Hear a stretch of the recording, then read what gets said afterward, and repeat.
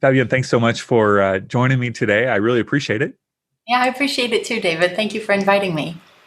So, I want to talk to you, first of all, about female strength. And know one of the things that you're focused on, obviously, is helping female entrepreneurs and business owners.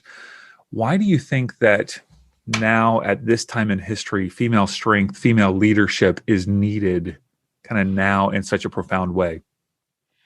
Okay, to get really direct about this, like, can I answer what I really feel? Sure, go for it.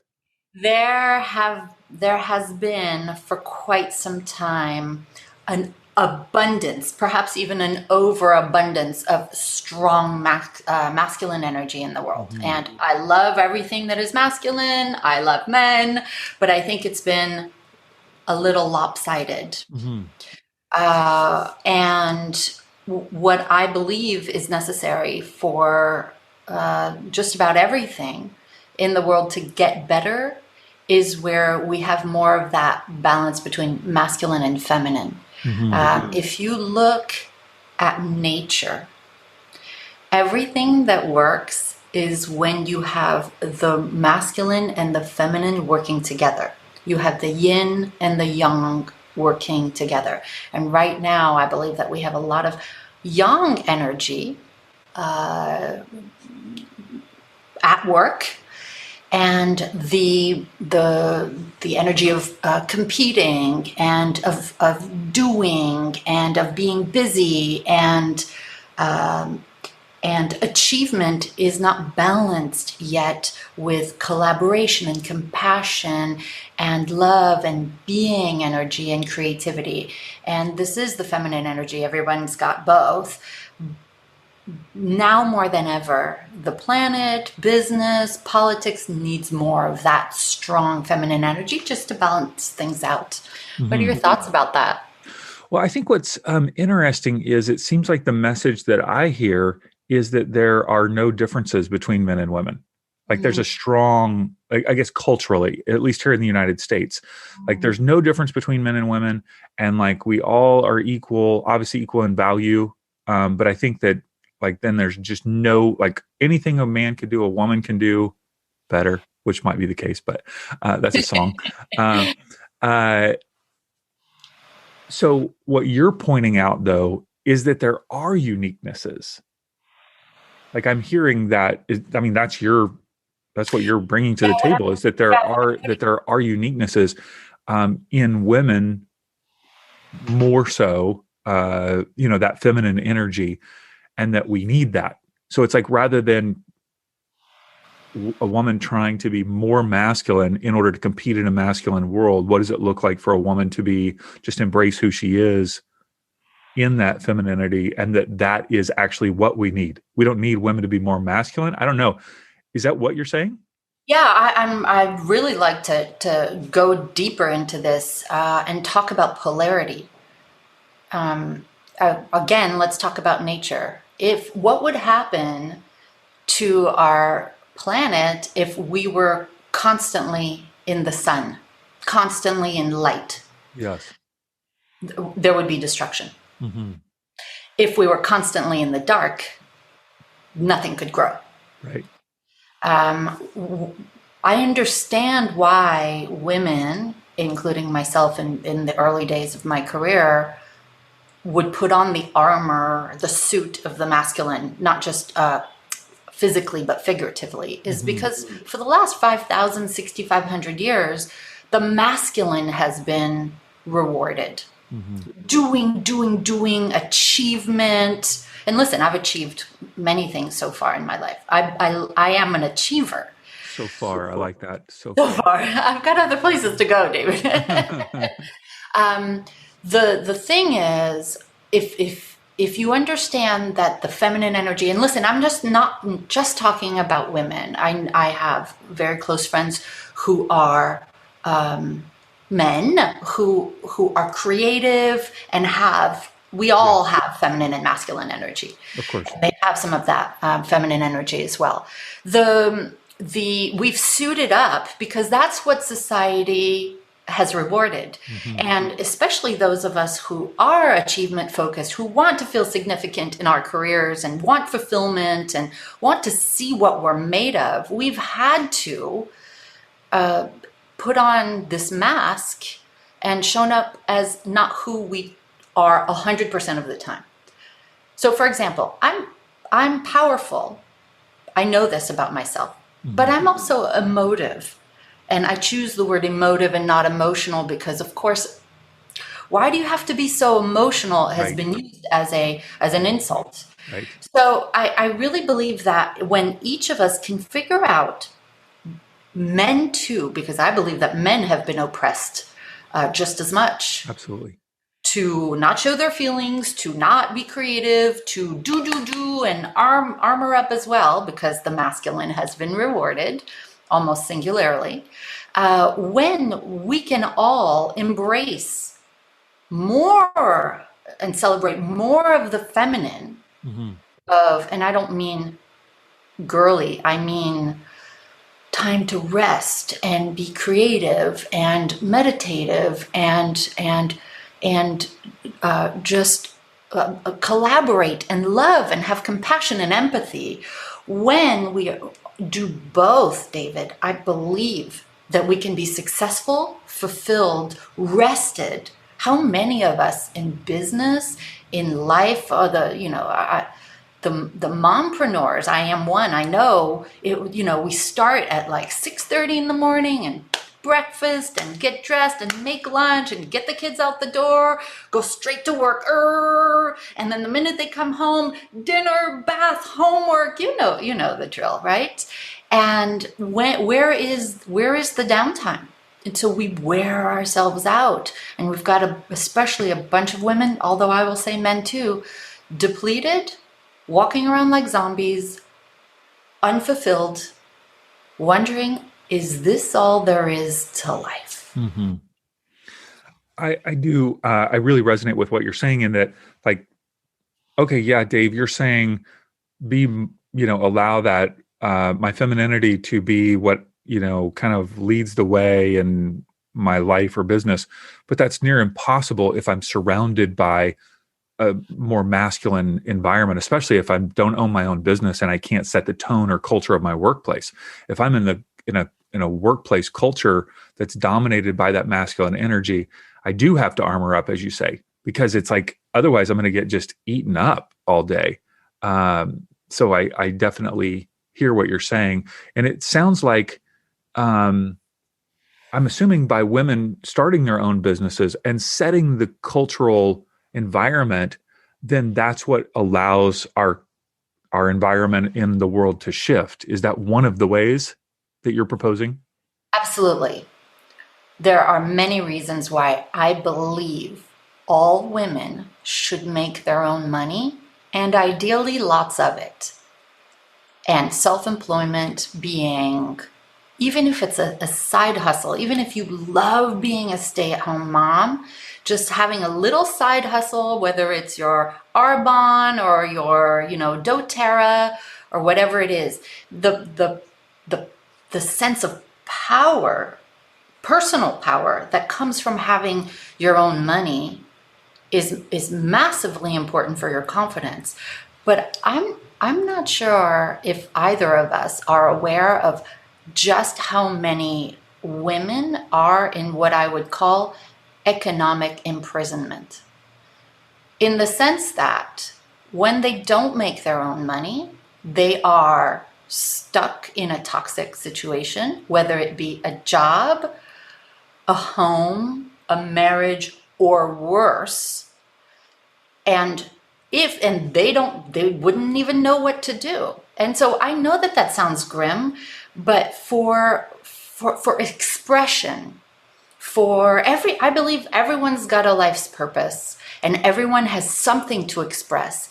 And some people express it through their children, but there are other ways to express it. And so when a woman can be self-employed And when she learns how to make her own money, and lots of it, she's got a creative expression. She's got what I call, it's a French expression called a secret garden, meaning you have your thing and you can come home at night and talk about your thing, and you talk about your thing. And I believe it helps a marriage or a union.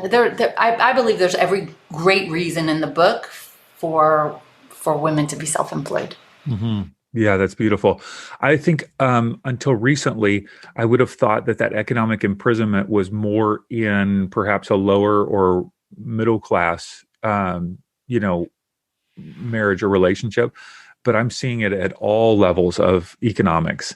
I mean, that is, man, I have seen that so profoundly, and especially if the husband doesn't value whatever it is that she wants to spend money on, i.e., self-care type things that might be categorized as self-care, as simple as healthy foods or, supplements or nails or going to something with the girlfriends. It's like, it's not going to happen, And even more bigger situations, bigger decisions.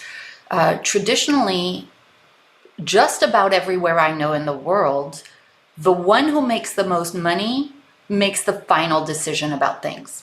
Yes. So, for example, I have a friend whose name I will not mention, who lives in one of the most affluent counties in the U.S. And her husband has worked on Wall Street for his whole career.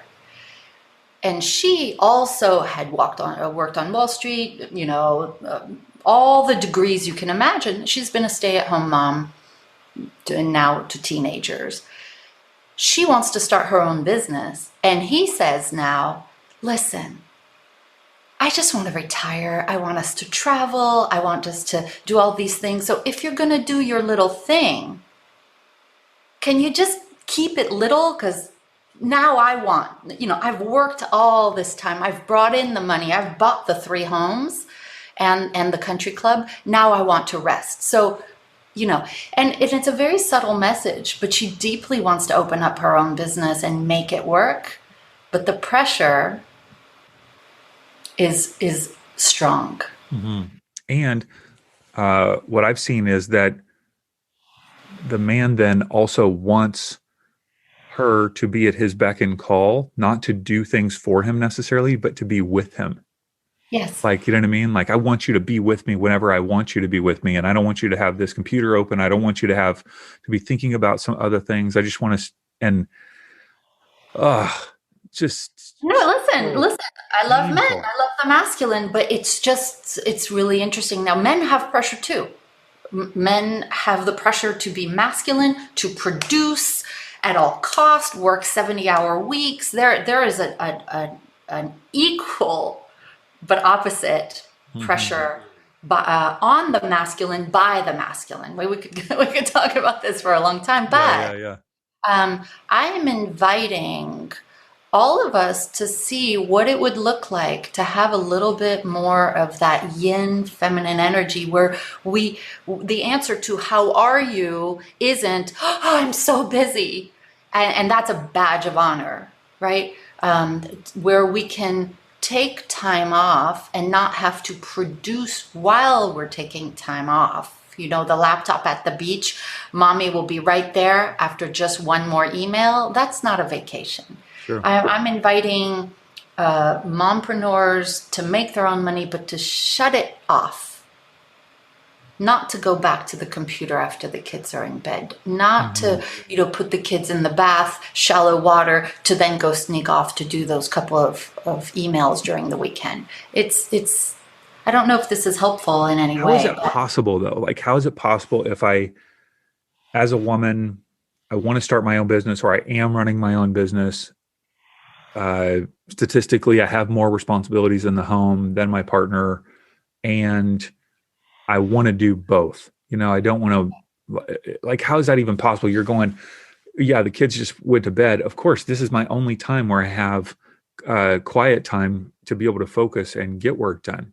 Yeah, Yeah, and that may be a reality for a lot of people. I'm not denying that. There is a point at which when you choose to gain your time back, and this is one person's opinion and it's totally cool. Some people disagree. I'm open to different ways. The way that I did it was most of my kids are teenagers now, is that I carved out time when I could. I got a mother's helper, just to come for an hour or two in the afternoon. And then after a while, I was able to afford an au pair. And it really was just about creating boundaries, systems, and getting help whenever I could. Trading time with another mom. Say, if you can take my baby, my kid for 2 hours, I'll take your kid for 2 hours tomorrow. There's lots of ways to do this where you can find time. And listen, maybe in the beginning you do work on evenings and weekends, but there's a point at which, how is that sustainable for the rest of your life if you're burning on fumes? Yeah. So if I do feel, I heard you, let's see, if I do feel like I'm working kind of on fumes, you said boundaries, you said systems, and then you said help. So maybe we could take a minute to talk about those three things. Like, Yes. how would I, first of all, set boundaries? How would I create systems? I know these are like, long-term answer questions, but Yeah. like give us the surface to these. You know what I mean? Yeah. What Yeah. boundaries would I need to put in place? Okay. So first, boundaries. It's not because you're self-employed that you're unemployed. So when you're self-employed, especially, well, just anybody, but I work with 98% women. So these are the examples that I see. There's always a neighbor, a friend, or even the spouse that says, would you please go pick up the dry cleaning? I remember I had this realtor who I coached like 20 years ago, whose husband was a chef who made pies. And when he was done making the pies, he would call her up and say, okay, the pies are ready to be delivered. And I'm looking at her and I'm like, what are you doing? It's his business. Why are you schlepping around town delivering his pies? Well, because I'm not in a corporate office. And one of the things that we did right away is to set boundaries. Mom calls me 4 times a day. Well, please tell mom, while I know that I love talking to you, I want you to pretend that I have a corporate job, in the sense that if I had a job and I was in a big office building, I wouldn't be able to talk to you 4 or 5 times a day. And I know that of all the people in the world who want me to be successful, it's you. So I would like to lovingly ask you, mom, best friend, husband, whoever, would you be willing to wait until 6 o'clock when I'm driving home, or, on the weekends for us to talk? Can I call you from the parking lot or as if I was in the parking lot at lunchtime? I more than ever, I need to use my hours of 9 and 5 to make my own money, and that requires focus. Will you love me enough to let me have my time between those hours? There's saying no. No, I don't want to be on the board of this. No, I don't want to, it's about setting boundaries with the people who want to hijack your time, because they want, because you want to be a people pleaser. A lot of times it comes down to, feeling like if I give my time away to others, they will like me more.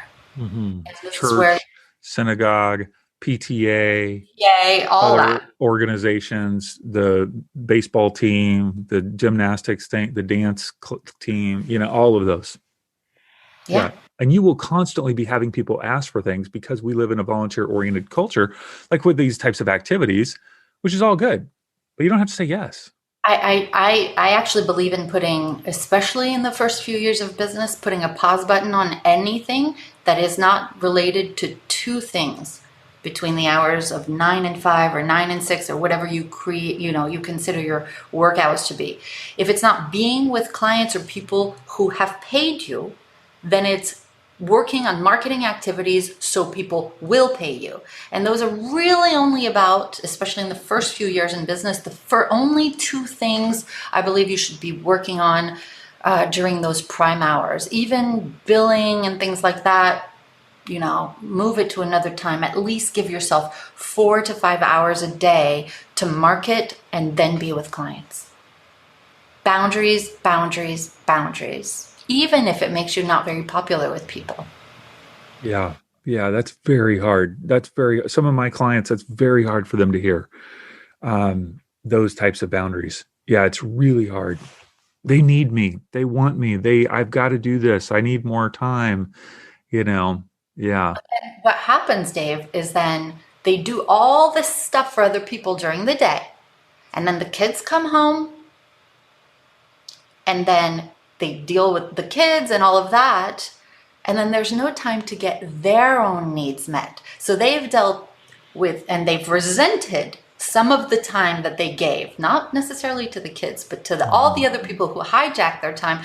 Oh, well, I didn't know how to say no, And I didn't want, if I say no, they'll think I'm a not nice person. And then they go back to their computers in the evenings and on weekends, and it eats into their self-care time, their joy and bliss time. Or their partner or spouse time. Oh, absolutely. Mm-hmm.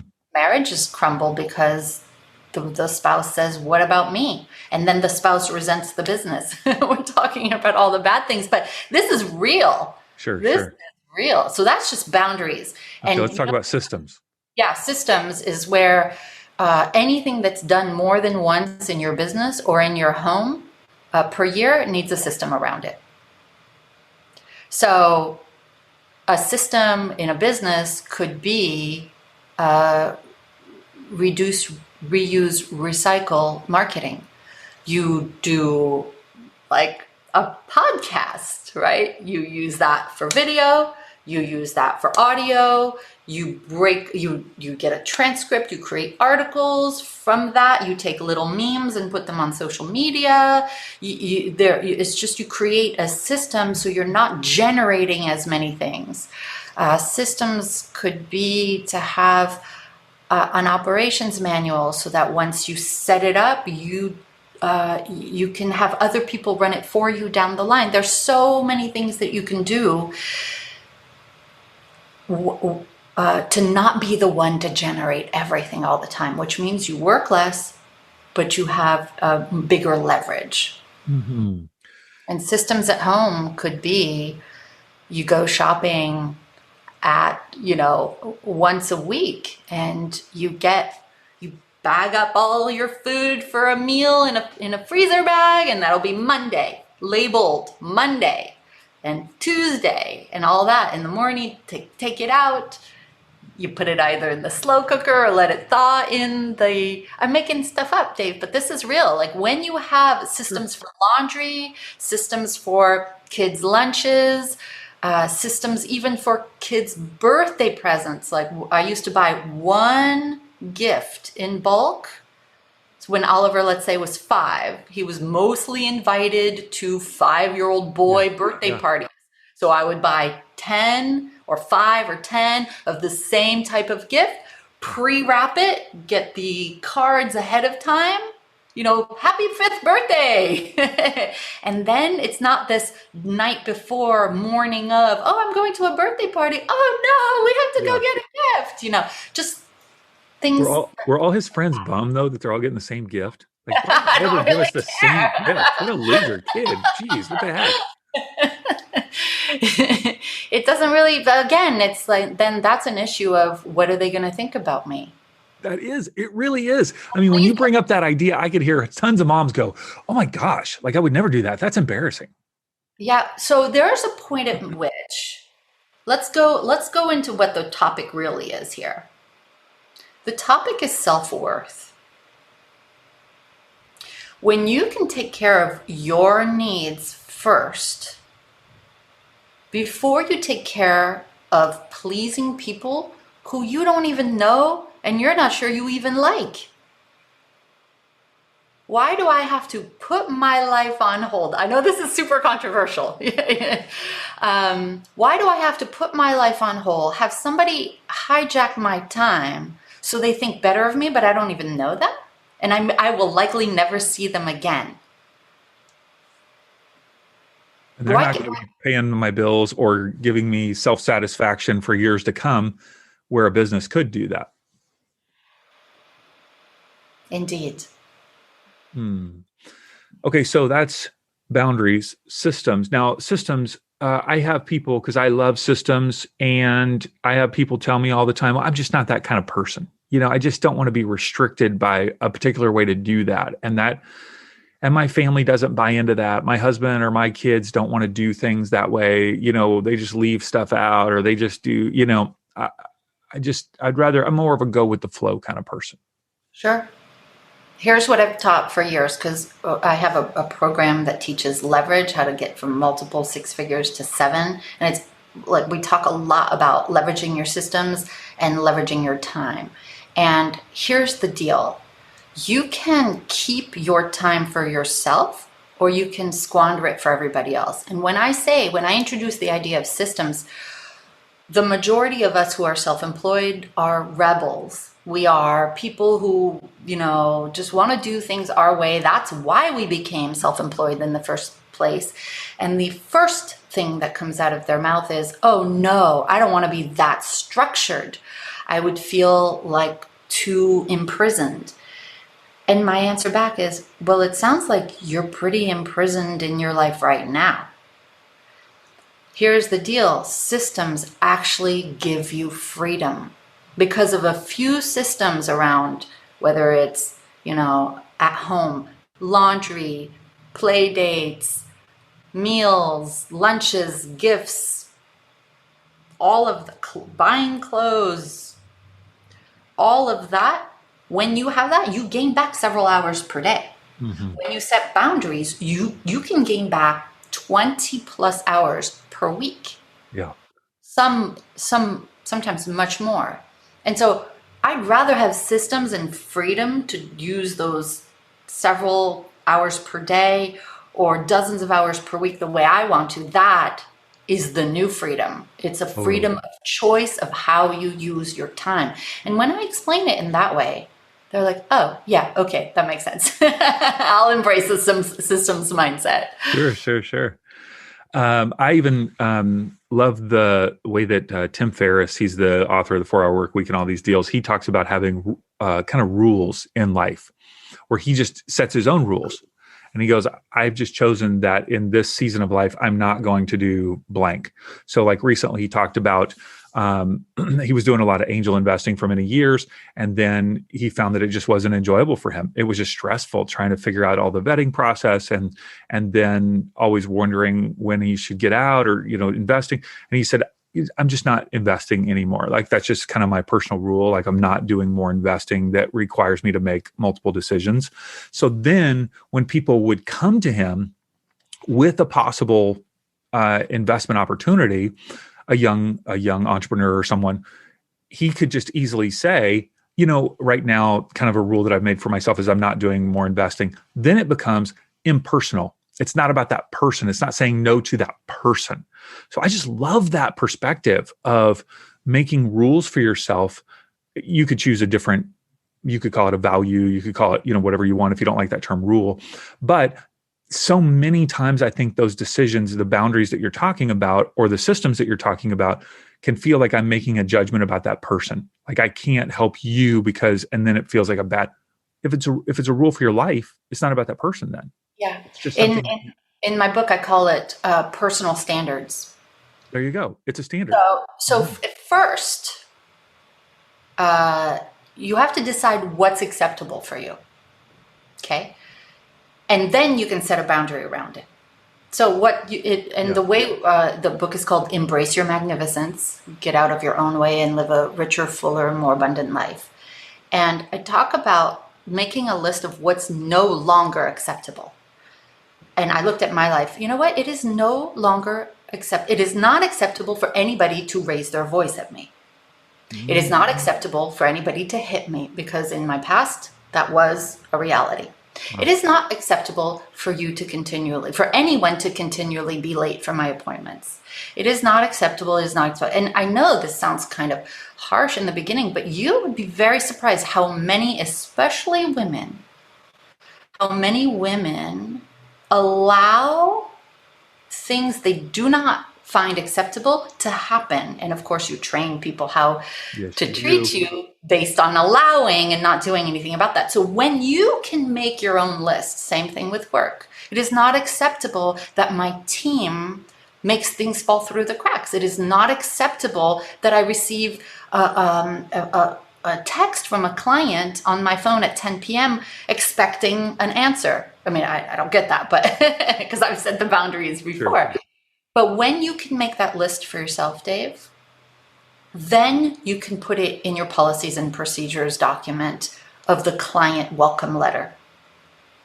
Mm-hmm. If you are more than 5 minutes, just know that we will not extend the session. If you miss a call, you still pay for that call. It's part of the same rules that you're talking about, but you can have one for home and one for work, and that is a system. And the system then gets leveraged. It's your personal standards get leveraged, and then team members, if not you, team members can set boundaries for you and share with a client or a team member when they've trespassed your personal standard. It's radical in how it changes the quality of your life and of your work when you can do that for yourself. So a different, similar but different way of calling it a rule. Yeah, I love that. You've talked about that your desire is for women to not only have their own way of making money, but to make a lot of it. And so in this idea of making a lot of money, oftentimes the thought is, well, I've got to work harder, or even I've got to work smarter in order to make that, a significant amount of wealth. Are there other principles beyond working harder and working smarter that you would want women to tap into in that process? Yeah, there's a couple different things. I teach a course called the Money Magnet Club, and there's two main things that most people don't do, which is the answer to your question, and I'm just going to give you what the thing is about. Number one, most people aren't doing the money actions, the right money actions, the right marketing. There's 1,000 things that you could do to market your business, but there's 20%, especially in the early stages of somebody's business. I'm not talking when you're already at 7 figures or, 750,000 a year. I'm talking especially in the beginning. There's 20% of the activities that produce 80% of the results that bring in clients and money. And most people aren't doing those four. They're tinkering, they're trying to figure out Facebook ads on their own where they have no idea what they're doing. The algorithms are always changing, things are too complex.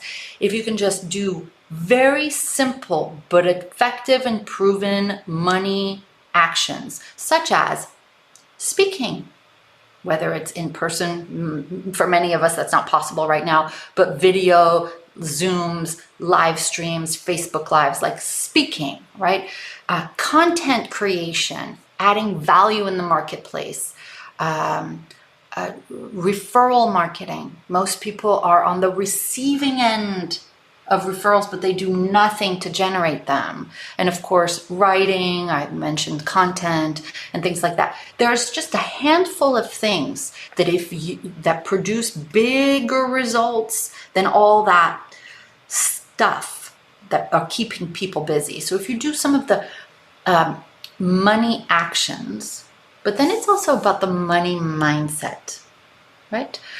When you start working on your beliefs about money and your wealth consciousness, and you look at what if you examine your self-image and do you see yourself as a person who can be somebody who is wealthy? And that is a tough word for some people because in our culture, wealthy and rich are, when you can look at all the beliefs and the self-image that you have, and you can start shifting that. The money mindset and wealth consciousness is also understanding how the world actually works through the universal laws, the universal principles, affirmations, law of attraction, metaphysics. When you learn all of that stuff and you you make you fertile soil for money coming in, it does. So it's a combination of money actions and money mindset. And when you learn those two and you practice them daily, consistently, money ushers into your life. Mm-hmm. Good stuff. Good stuff. All of these things you teach people through your Bold Heart programs. Tell us a little bit about Bold Heart and what you offer and how you can help people. Bold Heart is it's an incubation implementation incubator for basically for women who want to get more clients, make more money. So if you're at 5 figures a year, you're making 10, 20,000 a year, and you want to get to 6 figures, we've got the growth track that helps you focus on marketing and sales. Once you're already at 6 figures and you're ready to go to multiple 6 into 7 figures, we've got the leverage track, and it teaches you how to leverage your time, team, systems, etc. And then we've got things like the Mindset Retreat and the Money Magnet Club and lots of other shortcuts to doing it. And all of that is on boldheart.com. Or you can follow me, at Fabienne on most of the social networks. I love that name, boldheart.com. Such a great URL. The business clarity assessment, I know you're offering that at boldheart.com. Tell us what that is, how that would benefit someone if they want to go and take that. Basically, it's an assessment, a quiz that helps you figure out where you are at the entrepreneurial life stage of your business and what you need most right now. So there's several stages of being an entrepreneur, but most people aren't doing the actions that would really help them at that stage. So you answer a few questions and you get a specialized report customized just for you based on your answers of what to focus on to build your business and grow your impact and income. And it's free, of course. It's free, boldheart.com. All right, one last question, Fabienne. Why do you live in Paris? Tell us more. I am somebody who seeks beautiful experiences. And when I started thinking about where does my heart soar and where am I the happiest, I thought, it's Paris. And I said, why don't you live where you love to vacation? And so we uprooted our family and all 5 of us moved here close to 5 years ago, and we're loving every moment of it. And I hear the siren in the background. It sounds like a very dangerous place. That's Parisian sirens. Can't make that up. That's so fun. Well, thank you, Fabienne, so much for being with me. I'm impressed by you and what you do, and encourage people to go check out boldheart.com. Thank you. And Dave, you're an amazing interviewer. Thank you for including me.